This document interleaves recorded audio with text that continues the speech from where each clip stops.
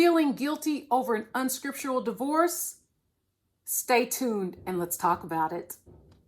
Hey everybody, welcome back to Life with Spirit. I'm Spirit, and thanks so much for tuning in to my channel.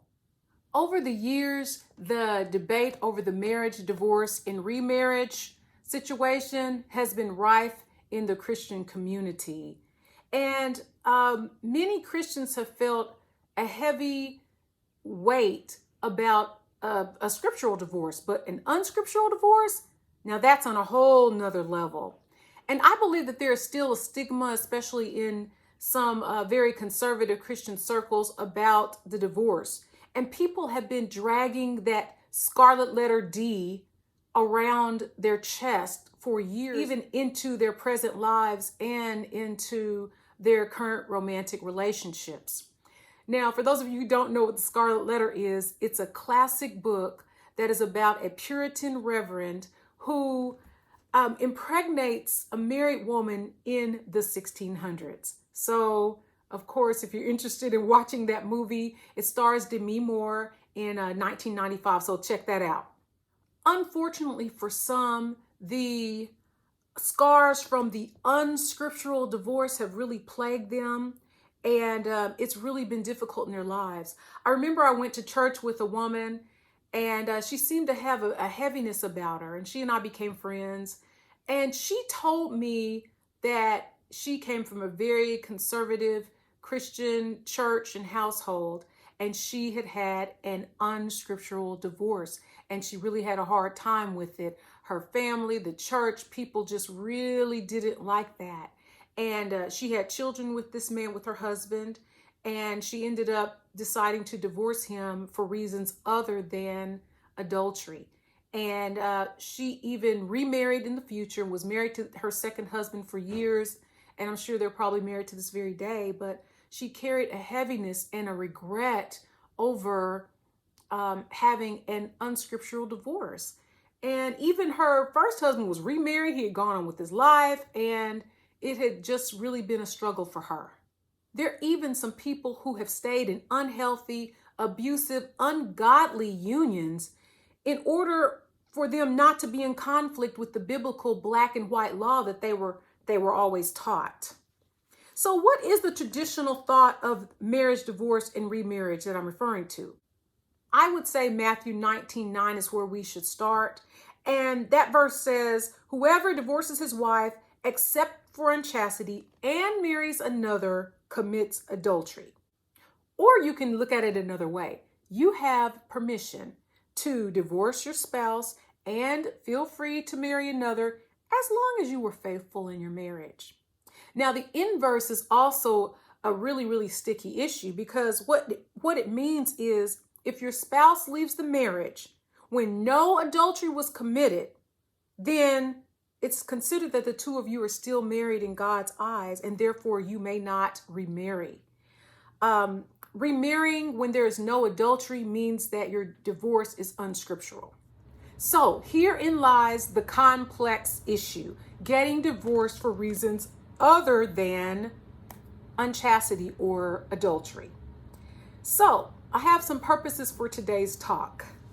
Number one is to examine other definitions of adultery, to explore several unconventional ways that marriages can be adulterated, and to look at the unscriptural divorce through the lens of the kaleidoscope and not in black and white. So if you're unfamiliar with that reference of the kaleidoscope, take a look at my video. Is it sin or is it not sin? I'll link it in the bar below. Take a look at that video, because I explore how to get out of the legalistic black and white thinking. Now, I can't address every little nuance, every little point on this topic in the video. So please go ahead and take the spirit and the principles of what I'm sharing with you and take whatever you want to take and leave the rest, because there are going to be some things that are going to be left out. And you can have an opportunity to share some of those things in the comment bars below. So these are my opinions and my thoughts. So this is I'm just some lady on the internet sharing my thoughts. So go ahead and take what is useful for you, again, and leave the rest. Now, in seeking to understand this topic, some people might say, well, all you have to do is just look up the Greek of the words and then you'll find your answer. And to that I say, well, really? Because if that were the case, we just could look up the Greek, then we wouldn't still be having this conversation in 2021. So I would respond by saying, okay, let's look at the Greek, let's look at the social, the cultural, and let's look at the political context of that time, which is over 2,000 years ago. And let's go ahead and let's pull in 25 sincere biblical scholars from different denominations and viewpoints and backgrounds to discuss any biblical topic. And you know what? The response will not be unanimous. You're going to have 50 different responses and 50 different thoughts on the topic. You're not going to find two sincere people coming together to discuss any biblical subject and come up with the same conclusions every single time. Y'all, it's ludicrous, it's asinine, and it's nonsensical to think that people are going to come up with the exact same answer or should come up with the exact same answer every single time on a biblical subject. We are people. We are not robots. We are human beings. We are not mathematical equations that must equal the same thing every single time. We were created with nuances and complexities. We're from different backgrounds and experiences, and we have different perspectives. So can we feel differently about things? Can we have some different thoughts and still honor God in our lives? Yes. Must somebody be wrong and somebody be right when we're discussing these topics? I would say if you're looking at it through the black and white lens, absolutely. Somebody has to be wrong and somebody has to be right. But over here, where we are in spirit land, we look at life and we look at our spiritual lives through the lens of the kaleidoscope and not in black and white. So trigger warning, there may be some issues or some themes or some things that maybe you haven't heard of that I'm going to be sharing today, or some ways that I'm thinking about it. And maybe that might make you a little uncomfortable, and I'm certainly not trying to do that. That is certainly not at all my intention. I just want to share another perspective from someone who did see things in the black and white. I was trying so hard at one point in my life, the majority of my life, to walk this line and to make sure that I just got to stay on this line, and it has to be this and it must be that, and all of these different restrictions and rules and regulations, policies and procedures that I had on myself. And y'all, I was very judgmental toward myself, which spilled into being judgmental toward other people. And honestly, that attitude and that sentiment did not embody the Spirit of God nor love. And I just feel like I'm the best person to be able to share this, because I did see things in black and white, but no longer. I look at life and my spiritual life through the lens of the kaleidoscope. The backdrop text for today is Matthew 12:9-13. He left the place and entered the synagogue. They're talking about Jesus. A man with a withered hand was there, and they asked Jesus, "Is it lawful to cure on the Sabbath?" So that they might accuse him. He said to them, "Suppose one of you has one sheep and it falls into the pit on the Sabbath. Will you not lay hold of it and lift it out? How much more valuable is a human being than a sheep? So it is lawful to do good on the Sabbath." And then Jesus ended up healing the man. So what is Jesus saying? He's saying you're so busy keeping a law that you're neglecting what is good and what is loving and what is right. You're not even considering the circumstances around the situation. You're just trying to follow a law. And what's the point of following a law if love is not there? What is the point of following a law if you're totally neglecting what is good? So today, what we're going to do is we're going to use that same principle of love and the greater good versus just following a law. We're going to use that same principle in applying it to the unscriptural divorce. The first thing we need to do is establish that the Bible says that marital adultery is a sin against God. Exodus 20:14, you shall not commit adultery. Proverbs 6:32, he who commits adultery destroys himself. Hebrews 13:4, let marriage be held in honor by all, and let the marriage bed be kept undefiled. And in Matthew 5:27, it says, you shall not commit adultery. But I say to you that everyone who looks upon a woman with lust has committed adultery in his heart. So it's talking about the mind, the heart, and not just the physical in that particular verse. Now, there are many traditionalists, Christian traditionalists, who look at the definition of adultery in one particular way. And that viewpoint is a sexual penetration of sorts with someone who is not your spouse. So that's the traditional view that we're working with. But today, I want to give you something else to think about. The definition of adulterate is to corrupt, contaminate, pollute, to make impure by adding a foreign or inferior substance. Did you know that Israel committed adultery toward God in Jeremiah chapter 2 through chapter 5? Yes, they broke their vow with God. They broke their covenant and their marriage with God. Well, how did they do that? They worshiped idols. They were disobedient, and pretty much they were running their own program. And you know what God did? God divorced Israel in Jeremiah chapter 3, verse 8. So that gives us a little different thought of divorce and adultery. Before we jump into some modern day examples of ways that a marriage can be adulterated, I wanted to share some things.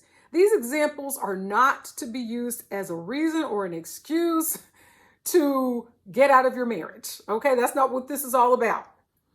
Also, these examples may or may not adulterate a marriage. It just depends on the couple.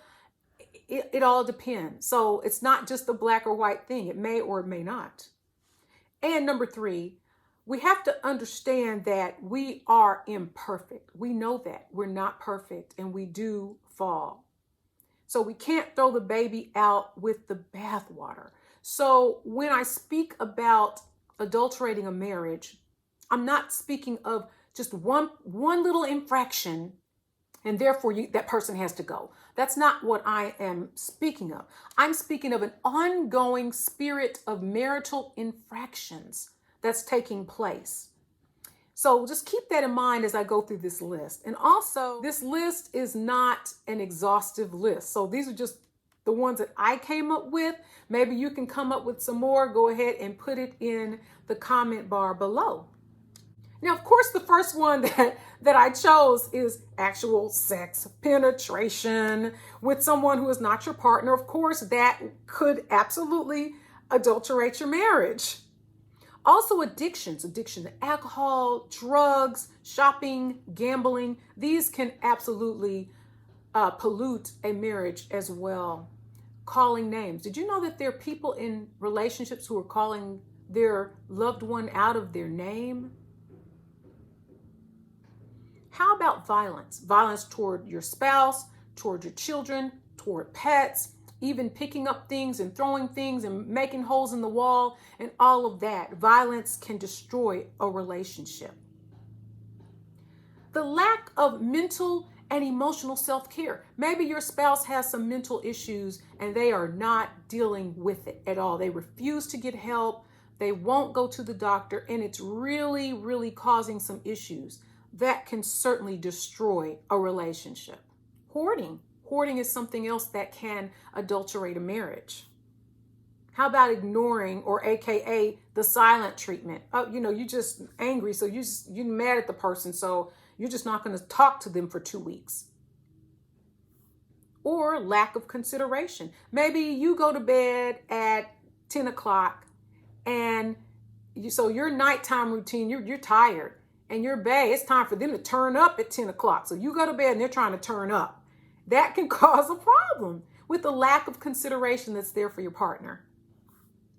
Controlling behavior. Sometimes people use things to control other people. Like, for example, if you don't do what I tell you to do, you're not being submissive.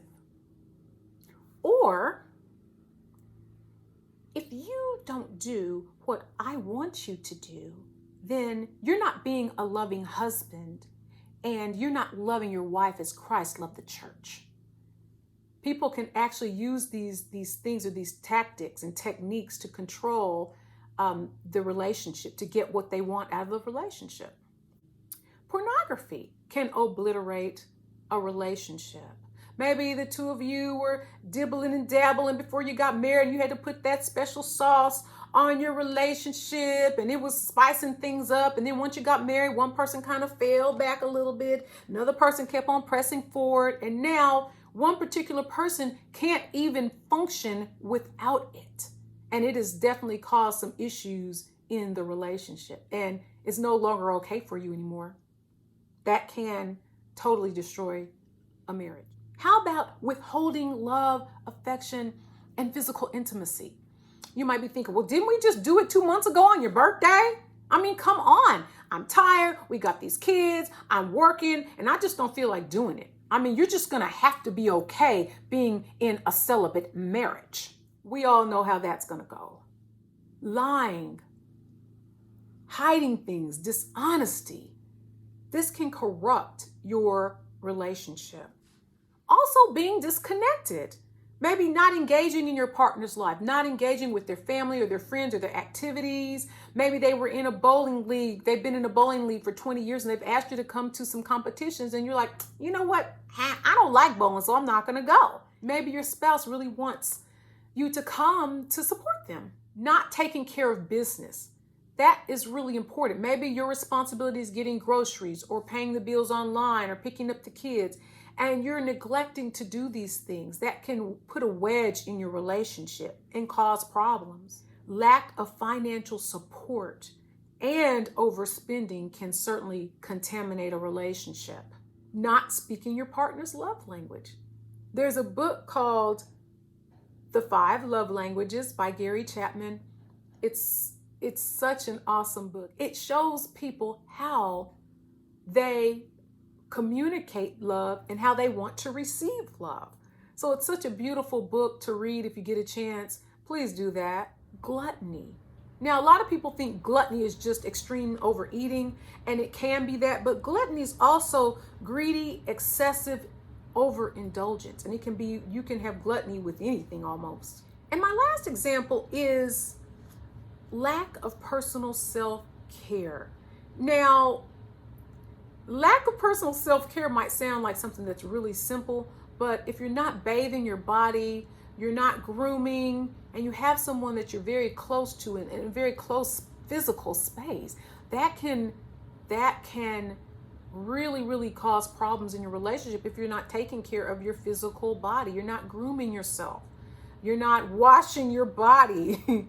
So that can definitely be something that can hurt a marriage. There's a book called His Needs, Her Needs, and I'll put that up on the screen or I'll put it in the description box below. But this book is the best book I've ever read on ways that marriages can be adulterated. He's a counselor and he has counseled people for years and helped people in their marriages.